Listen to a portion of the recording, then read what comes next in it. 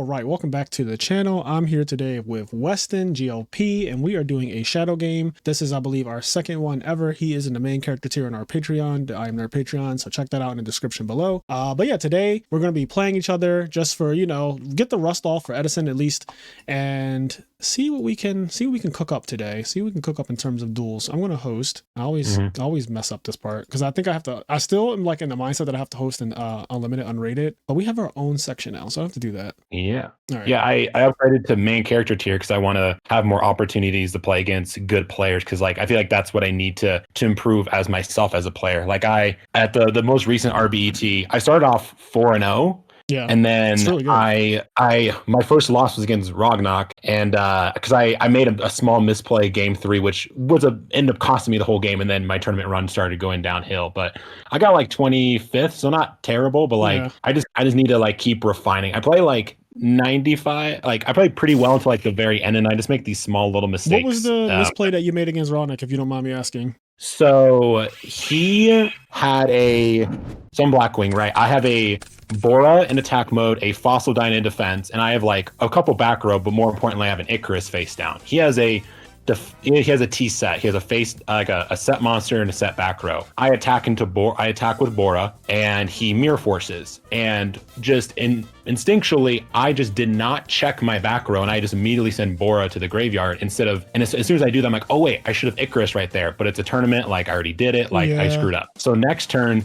he soul exchanges my Fossil and his Treeborn Frog for his Lad. And then I didn't realize the way like I could have chained Royal Pression and then chained Bottomless. Like I didn't know I know like that works like with Deep Prison when he attacks, but I didn't realize I could do Royal and Bottomless. Like, right, I can do that chain wise. Right. Yeah, so I messed up there, but yeah, so kind of 2 back-to-back plays. Yep, you could definitely do activate any card that, you know, is legal to activate, and then chain a chainable card like Bottomless, and Lad will just disappear off the field. Also, I think if you do it that way, it doesn't even negate the first card because it's no longer on the field. So I think your first card goes through too, if I'm not mistaken. The comment section will correct me if I'm wrong, but I think if you go like activate oppression just cause chain Bottomless, I'm pretty sure that Lad just doesn't actually negate the oppression, so you get to keep the oppression too.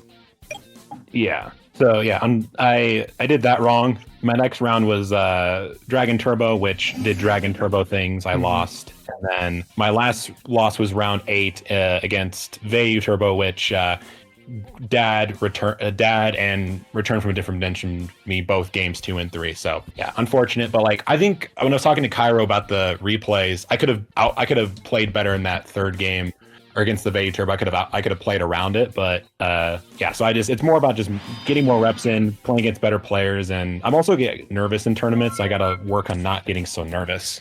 Yeah, that's the thing that Stango's been dealing with that a lot lately as well, just with his nerves. And I was telling him, like, I think that one of the things that you can do to improve on that is to maybe start playing a little bit before the tournament starts. Like either just go on Dueling Book, play like a ladder match, you know, just something that has no stakes in it, but just to kind of like get your mindset into the Yu-Gi-Oh mode where it kind of calms you, I think, in my opinion, to just like play, you know, just play random. And then when you go into a tournament, hopefully it kind of just like, you know, settles you down.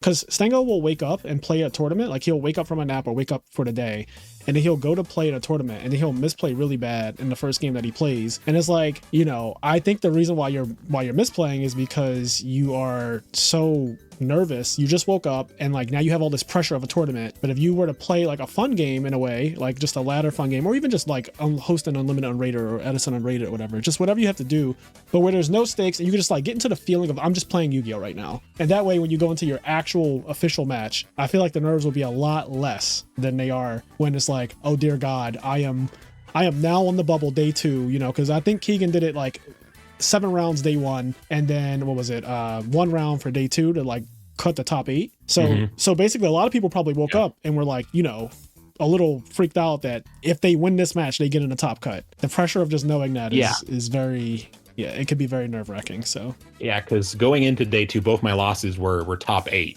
And so like I was like, all right, I can definitely not, I mean technically top 16 isn't real, but like I could have made like on paper top 16, but then I scrubbed in that last round. Yeah. All right, we're gonna banish this guy. Ooh, I'm into Lure the Dad. That's never fun. All right. Standby good or main phase good? Yep, you're good. I will special. Yep, special's good. All right, we'll go swing. Yep, take 17. Now we'll activate the prison. Yep.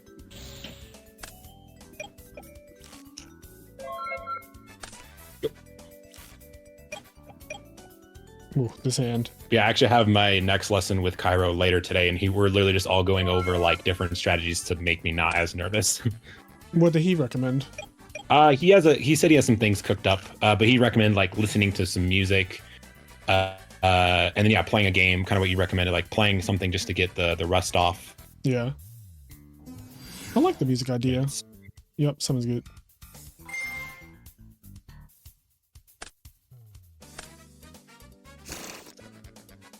And then we will. Yep. There.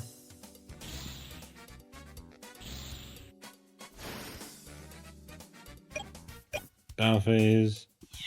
Attack. I'm gonna do this. Mm-hmm.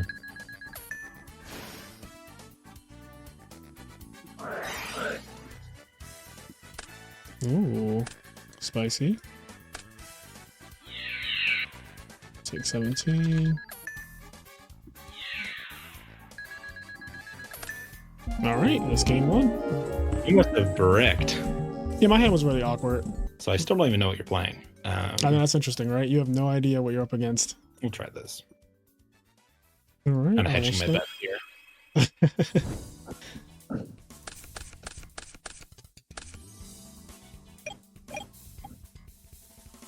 I actually get to, and I think last time I told you, like, there isn't really a local scene for Edison. It kind of popped up more recently, so I'm going to my first IRL local tomorrow, or Saturday. In Colorado or Denver? Yeah. Or Denver, yeah. Mm-hmm. Who's organizing it? It's Ghost Event Gaming, I think. Yeah, I think that's the name of the shop. I know that one. Just like a regular, yeah, like local. Yeah. Yeah. Let's see. Normal soon. Yep, sounds good. Back. Yep. Figured that was coming. Nice. I will set and pass. What's behind door number 1? Compulse. Yep.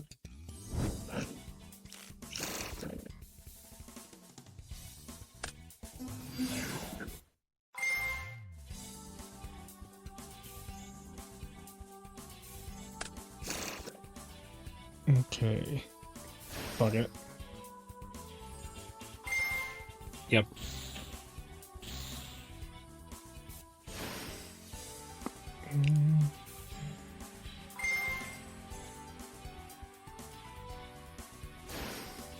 I will crow the leg spreader. That's fine.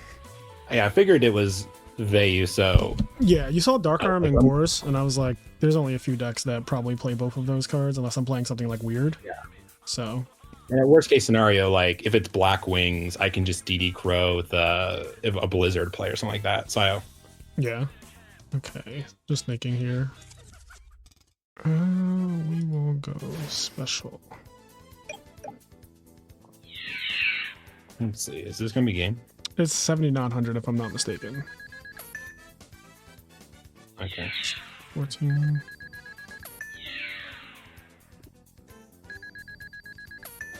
$7,800. No brain control from me. Yeah, no brain control, which is a big deal in this situation, I would say. Yeah. Yeah, with dad and all that fun stuff, yeah. Yeah, brain is definitely one of the things that I was worried about. Okay, so I suppose we could make an Armor Master.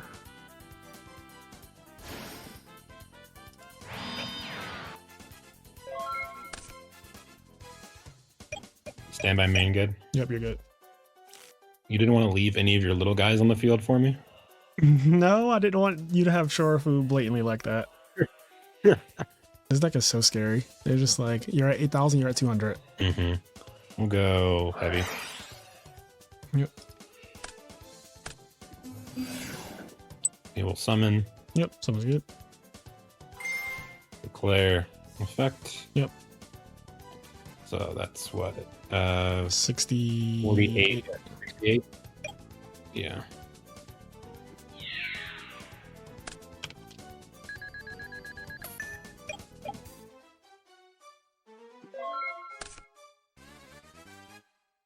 All right. The armor master who's indestructible will attack. Damage calc? Yep, you're good. I was like, Kalut will be good here because you could pump again next time. I have to put this Armwing in defense mode. It'd be awkward. Yeah. No, I had a Shura in my hand. I'm like, ooh, if he leaves me a little guy, I can run it over and then Black Rose the field, which I mean still leaves me at 200 with literally no defense, but yeah, it's at least like kind of helps, but yeah, it's a line. All right, so far we had two very, very quick games. Very, very quick. Yeah. Very quick. Let's see what I want to do here. Yeah, this is probably fine. Here we go. There we go.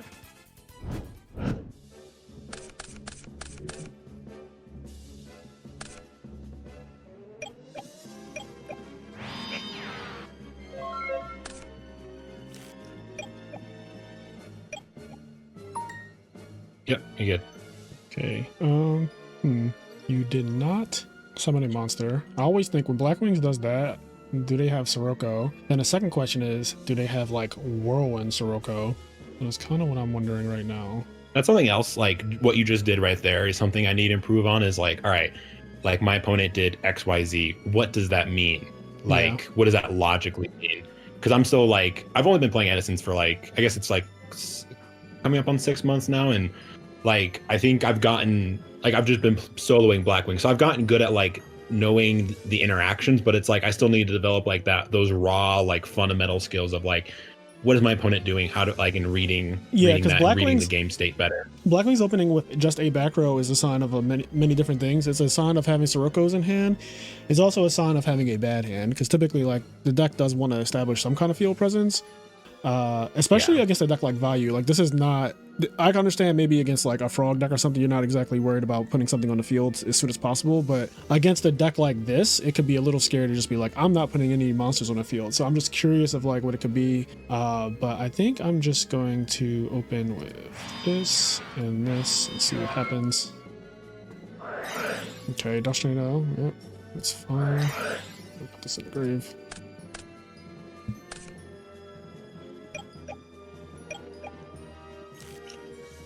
Well, you did read it like a book. Yep. Yep. All right. Very good. Ooh, I always hit hamsters with no win, I swear. Yeah. All right, and we will swing him. Yep. Well, actually, I'll make the real token. Even though it's probably only going to be here for a little while.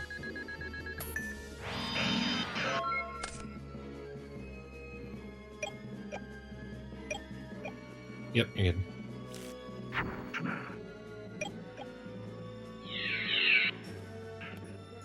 I feel prison now. Yep.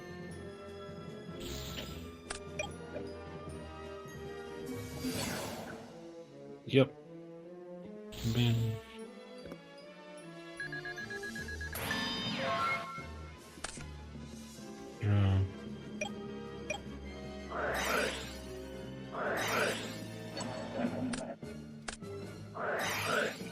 Ooh.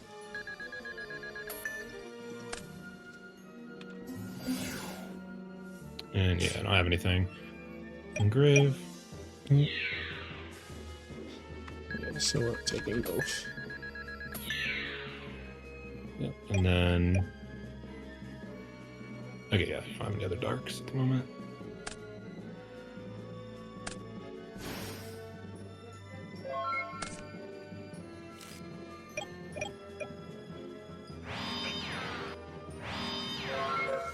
Okay.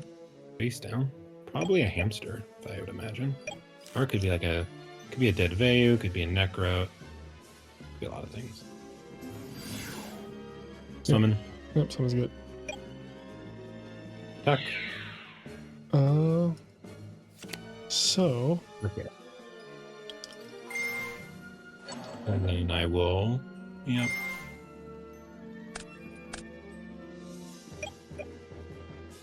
End phase. And go. Now, I could be wrong. You probably do still take 200. Oh, yeah. Because, my bad. I don't think it matters much, but it is a thing that happens. Okay, I think we're just dead. Yeah, because I have, like, do this. Okay. Yep.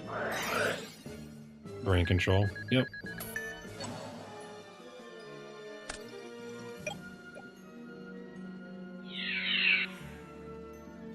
Yep. All right, GG's. Armageddon, I needed you. Yeah, I drew brain control. I had return. So instead of so if you take Bora, I guess, yeah. So if you take Bora at swing over. Well, the thing is, this last turn right here, I was like, I could also just effectively scoop because I don't have a. So this is my last card, but I'm dead. I'm dead to what you had. So I was just like kind of like just memeing at the end, like summoning the 3 Rykos and stuff. If this game was going to go longer for whatever reason, then I would play around you having a Kalut. But because I was like, oh, I'm actually just dead right here. Like I don't have any more plays. My hand wasn't bad. It was like actually pretty decent. I think your hand just like countered my hand perfectly. It was like brain control with the blizzard. My one knock. Yeah. The cross out for the Ryko, and then the Stardust making a thing that beat over the snowman. It was just like, yeah, it was one of those games. It's like our 6 cards. You could like hold them out and they just kind of like trade favorably with yours. But that's when the most infuriating loses. Yeah. Do you you said you saw 1 Crossout? I just have 1 in my side deck. It's like one of those, like I'm almost thinking about citing another one. I've seen a big rise in Machina, like the Hamster Ryko Machina control deck. Yeah.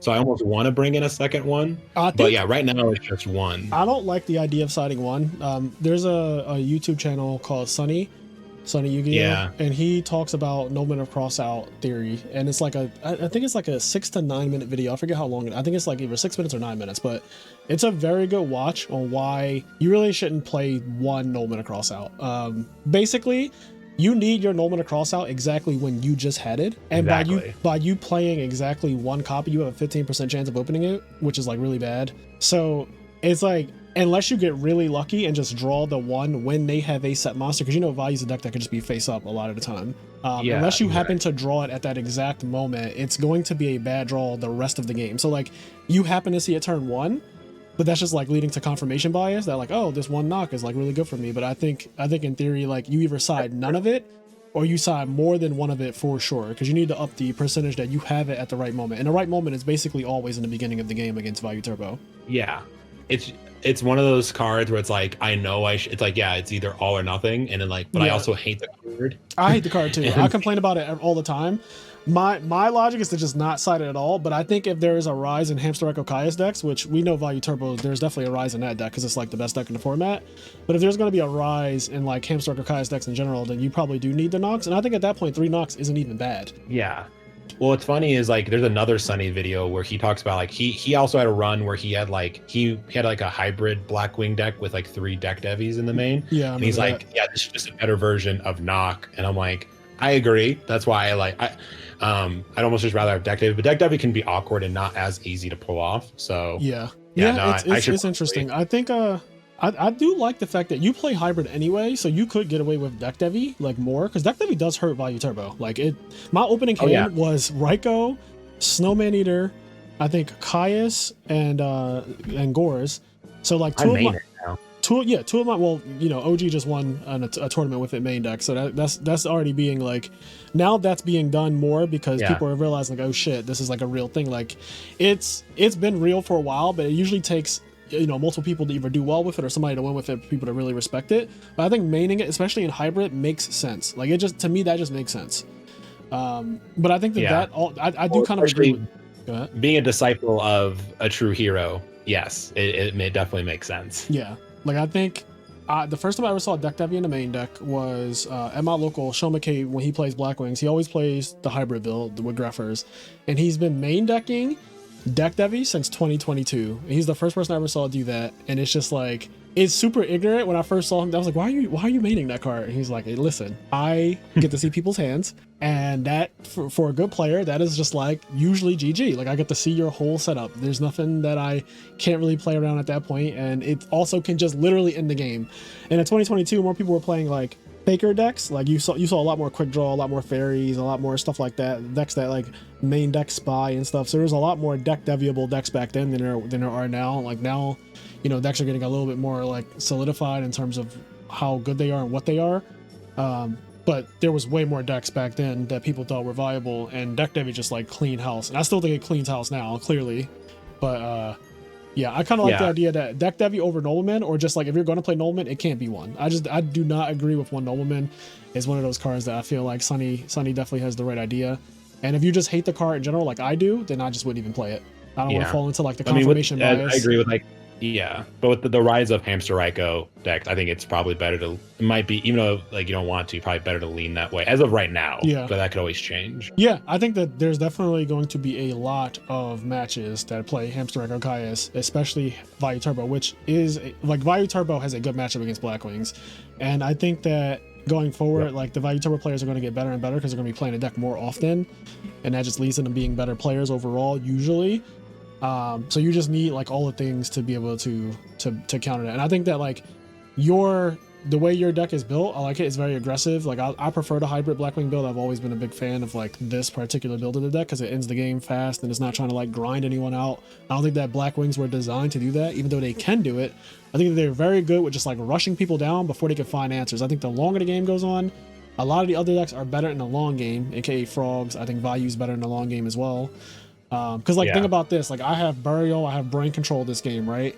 That can only lead to bad things if this game continues to go on, right? Like this game ended very quickly, but like if this game went long, I have like, these blowout cards. Yeah, like the longer the game goes, the better your Return from a Different Dimension gets, the better your Burial gets, and then like we can evenly trade all. This is what happens. Like if we grind, right, we can evenly trade all day until you return or they Pot of Avarice, and then now I'm just behind, and now it's like, oh well, now you just win. Yep. Because now you just outcarded it. You get all your grind cards back, and I can't do that.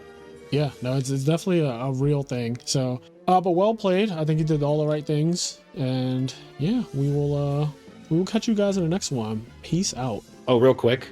I just want to give a quick shout out to my coach, a true hero. I've been working with him for like 3-4-ish months now, and he's definitely, I've been having like weekly coaching sessions with him, and he's really, you know, like made me have rapid progress. And so if you guys are looking to get better, and you've been really struggling to improve on your own, I definitely would recommend reaching out to him and signing up for coaching, because it's really made a night and day difference in my play.